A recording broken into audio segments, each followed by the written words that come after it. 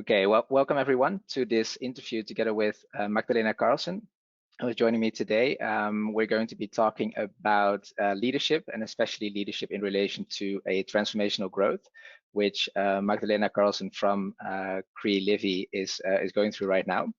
My name is Jordy Sijmonsma. I'm a senior transformation consultant at CoachHub. And maybe Magdalena, can you introduce yourself? Yeah, sure. Hi, I'm Magdalena, and I work at a Swedish-funded digital healthcare startup named Kry, and I work as a learning and development partner here at this company. Perfect. Thank you very much. And Magdalena, we've been in contact for a couple of months now, and in the meantime, Livi is going through a lot of changes. Can you maybe elaborate a little bit on the situation so far, what you're going through right now, and the changes that you're going through? Yeah, sure. And just to give like a bit of context to the company that I'm working at. So as I was saying, we're a Swedish digital healthcare startup, and I've been with the company now for 3.5 years. When I started, we were around 50, 60 employees, and I knew that we were going to scale. I didn't know that we were going to scale this fast. It's been like an amazing journey. When I started, we were in Sweden and in Norway, but now we have also launched our services or our product offering in France, in UK, and in Germany. So like 3 massive European markets.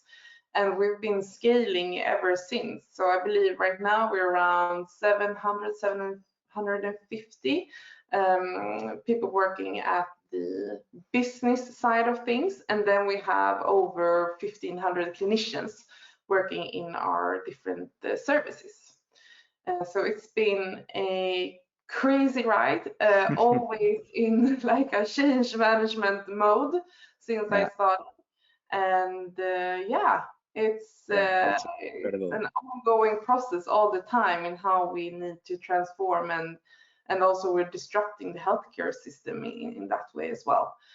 Exactly. So, yeah, I can imagine it. On the one hand, of course, it's fantastic to go through that amount of growth, but I can also definitely imagine that it will bring a lot of challenges with them, both for you, but also for the organization as a whole.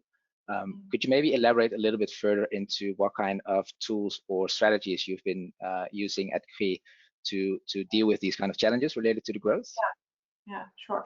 Yeah, so we're always in a constant like change mode and looking through everything through a lens of change is a way to put it. And we who work in the people development team, which is a sub team in the people org that I'm in, consisting of me as a learning and development partner and also people business partners, we need to act as change agents all the time and partners towards the business, not only for our leaders, but also for all employees. But we're definitely looking into like how can we coach our leaders, how can we empower them to find solutions and grow them as an individual and a leader. So we have our leadership behaviors that we design everything from or use it as input in all our program designs. And also we're working a lot with our company and company strategy and mission in everything we do as well. But I would say that like we always need to have like a change agent hat on us in order to like align with the business and anchor things with our leaders. And right now we are around 150 leaders at Livi, plus all the amazing clinicians working in our different offerings. And as of last year, we also have physical healthcare centers as well in Sweden. So we have a lot of employees there as well that we need to support and help. Yeah, that's great. So if I understand it correctly, your main goal is to really link the change initiatives that you're organizing to the business issues and the business challenges. Yeah, so we during the pandemic, we're one of the, I guess, few companies that had the fortune to grow and scale a lot, because we could see that our offerings that we have been really like a game changer for healthcare. But with scaling so fast, last year we doubled number of employees, going from around 300 up to 650, 700 employees. And with that comes a lot to do with leaders and fostering them into this way of leading at Livi and leading in a scale-up environment. Yeah, no, I can imagine. And what next to the behaviors and the culture that you're trying to emphasize within the organization, are there any other tools that you've seen successful? For example, when you've doubled the amount of employees last year, were there any strategies or tools that you've implemented that you can look back on now and you think, okay, these tools or strategies have really helped us maintain this growth, but also help our leaders go through this change? I mean, what we started with doing quite early on was how we onboard everyone and transforming it from being a very physical event, but we are now doing everything remote. We have also looked into how we recruit leaders, and we have this competency framework that we always use when recruiting leaders, and it's built on the leadership behavior so that we can measure and see, are we on the right path here? And also around how we work with coaching of our leaders. That was quite obvious for us that we need to change a bit how we do it, because we can't be this service function really. It's not scalable for us to be running other people's errands, if you want to put it that way.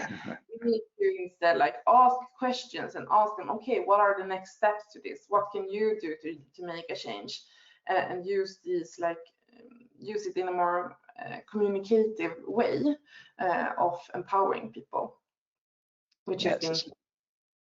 Yeah, makes sense. So when you talk about coaching your leaders, would previously, so last year, would that mainly be on you from HR, for example, to really make sure that your leaders feel heard, that you can coach them in the transformations that are going on?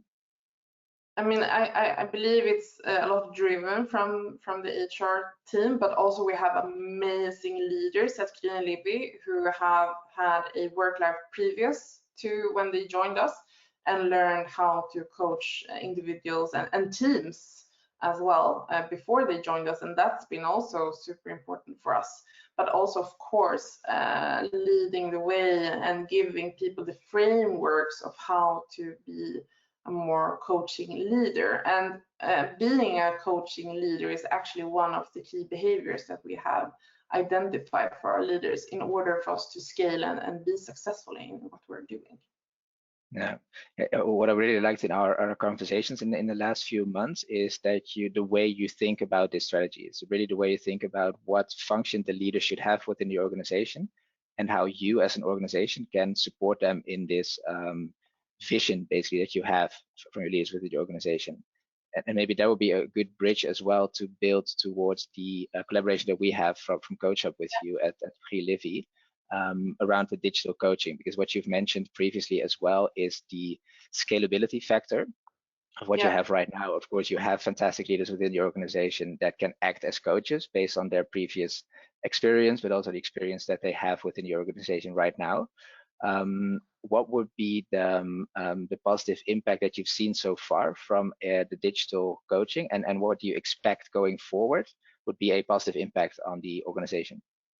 Yeah, so what I've seen so far, we piloted with a small group of leaders, and we quickly understood that some of the leaders came to me and said, I've had such aha moments with my coach, and almost having a life-changing experience. Meanwhile, some other people has had an experience that has been super positive and worked with their coach in a way to understand themselves a lot better and understand how they are perceived by others, which I think is like a superpower with having a coach. And I myself have been seeing a coach for the past 3 months now, and it's been a really good experience for me too, even though I'm not like a people manager right now. I have a lot of contact with leaders, and also needing to, you know, I think everyone can benefit from having a coach. It's like having like someone who challenges you, but also finding your strengths and how to play on them. Yeah, I can imagine, and especially looking at the amount of change that is going on in the organization, there's always a new challenge probably popping up in a fast growth organization. So when you think you've handled one challenge or one opportunity, then the other one arises again, and you need to find a new way to approach that challenge as well. Is that something that you see happening so far with the leaders that are being coached right now? Is that something that they're using their coaches for, to really help them strategize and making sure that they can find their way in this new normal, but also in the transformations that are ongoing? Yeah, we are going into a more like distributed way of working with the entire company.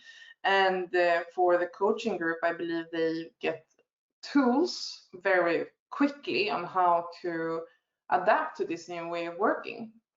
And it would be amazing to see now and follow the new group that we are going to launch, because they will be coached during the period we sort of make the transformation go live with a distributed way of working. So that would be also amazing to follow and see how that can be supported by having a coach as well. Yeah, I can imagine. And what if you talk about the new ways of working? Is that mainly, for example, what have been going quicker due to the pandemic, for example, with the working from home situation and the hybrid working model? Or are there more things about the new ways of working that you want to implement at Livi? But we were quite quick at understanding that this pandemic will change the way we work. And we closed down our offices very fast as well, because we are a healthcare company and we want to take the responsibility with that. And we took a decision a couple of months ago based on surveys that we have sent out, and asked our employees, how do you prefer to work when you can decide how to work and from where? And we quickly then understood that people want to work from home. They have found a better way of having a work-life balance. So that's what we are going into. And with that comes a lot of leadership challenges, because you're used to either having everyone working remote, as we've had the past year, and now we are in this hybrid of like, I may go to the office 2 days a week, but my colleagues might be there the other 3 days of that week. Yeah. So how do we collaborate? How do we work with each other? And how do I, as a leader, lead the team to be efficient and productive? But also, how do I lead stuff like mental health issues? How do I lead people through change and this very fast scale-up environment that we are in? That will be challenging, and some of the key issues that we need to really work on and support and partner up with our leaders. Yeah, that's a really important topic that you've just touched upon, the mental well-being of the employees. Especially in these times, you see that overall the mental health is going down, not in every organization at an alarmingly rate, but it is good to keep in mind that these changes that are going on and the current situation with working from home has a big impact on mental well-being, of course. And yeah, I can imagine that for leaders, I think already for leaders, when you're working together in the office, it's already hard to see how someone is doing, because it's quite easy to put on a mask, for example, and whenever you go to work and whenever you finish work, you go home and you take off that mask. But especially with now in the virtual world, where there's a lot of meetings being held through the camera, it's even harder for a leader, I think, to pick up on the small details in the conversation that will allow them to know what's actually going on inside of the head of these employees. Yeah, you will have to be a lot more structured in the way you lead and in the way you interact with your direct reports. And not saying you need to be more formal, but you need to be more structured and make sure you follow up with everyone. You have more reoccurring one-on-ones with them, maybe shorter, but more often, just to check in with them and see how they are doing. And we have leaders that will have hybrid teams, some working from the same office or same location as themselves, but then they might sit in the Stockholm office and they have team members in UK and maybe in Italy or wherever where we can employ people. And that will also be a challenge to, like, how do I build my team to feel as if they belong to our company? How do I feel as if, how can I create a feeling of them being included into the team, but also to the company? So we are definitely going to face a lot of challenges. I think that we have identified a lot of them and we have already started working. One thing we've just done is we have implemented a managers monthly meeting where we focused on both coaching, like one-on-one coaching, but also for them to work with different scenarios of what can happen when you work as a leader and leading remote or distributed teams, as we like to call it. And one of the scenarios was about, like, you see that you have a employee seem to be struggling with mental health issues, and we built like a full context around it, but for them to really start going into this mentality of leading distributed teams. Yeah, so just to start looking for signs basically in the conversation that they have with their teams. Yeah. Exactly. And how do you think, because I think it's very important to have these group sessions all together, and how do you think that potentially individual coaching can then help them maybe make it more practical, or maybe discuss different scenarios with their coaches?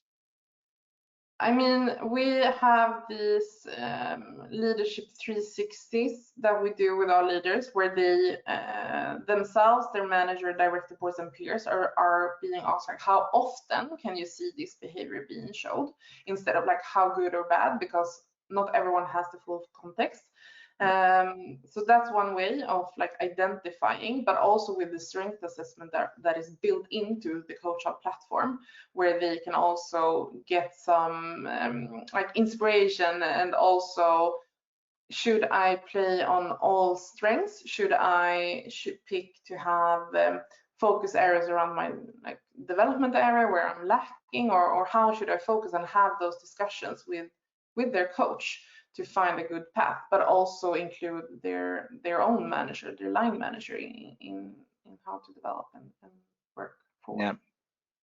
Yeah, I think that's very important to both have the 360, of course, to know exactly, okay, what is going on with this person, and then link it to all the tools that you have in place already, and then making sure that the conversations with your coach are an addition to that and make it even more effective on the personal development, but also on the development of the team, of course, which it will have a direct impact on as well. Yeah, and in the coaching program that we've built out now, we have also included the listening circles with the full group. We did that with the pilot, which was very powerful for them to share their experiences and how has coaching been for them. And we also have this Slack group where they can also share learnings or reflections or whatever it may be, so that we also share the learnings amongst each other, and so that it gets spread in a good way.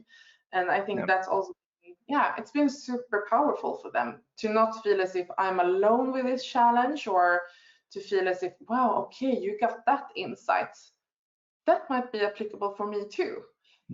So yeah, it's great to have these listening circles and also the Slack group for them to use. And it's super easy. It's just invite them to a meeting and get the conversation started.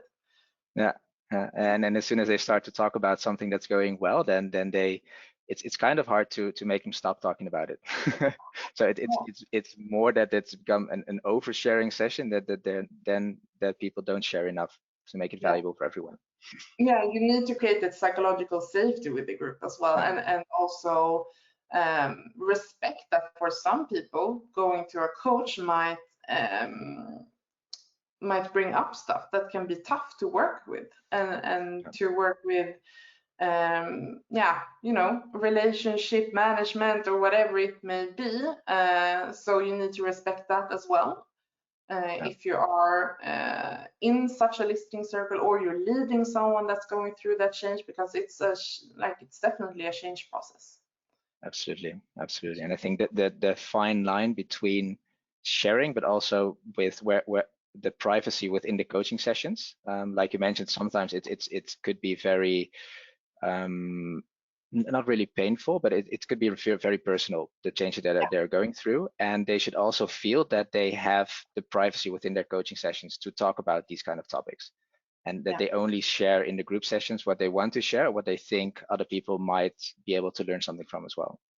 Exactly. I mean, like with my coach, I've learned a ton of things, and I've become much more self-aware of stuff, and also learned that like what I've seen as something that might not be perceived as a positive trait can actually be a positive trait, as long as I play on that strength, and I've gotten a lot of like good tools to use. And since I'm also like in learning and development, I make sure I pass it forward into the organization. So I share a lot of different tools and exercises my coach brings to me as well, which is also like a train the trainer approach, you could call it. Yeah, good point. And maybe good to finalize this interview with a final question: that where do you think, because you've touched upon it a couple of times, that you already see a very positive impact from the people that are being coached on the people around them? So for example, you sharing the learnings that you've had within your coaching session to other people within your organization. Do you think that this will help you create that kind of a coaching culture that you're going for with your leaders wanting to act as a coach towards the employees, but also towards each other? Do you think this could have, over time, by continually doing this, have a great impact on that cultural change? Yeah, I do believe that, and I believe that going forward and being in a culture and such a fast scaling environment, you need to have a coaching mindset, because you can't sit with all the answers either. You need to ask others, and you need to be almost like a coach yourself as well, and also have the courage to answer such questions as well when you are being coached by someone. May it be a professional coach or a colleague. It's a great tool to use.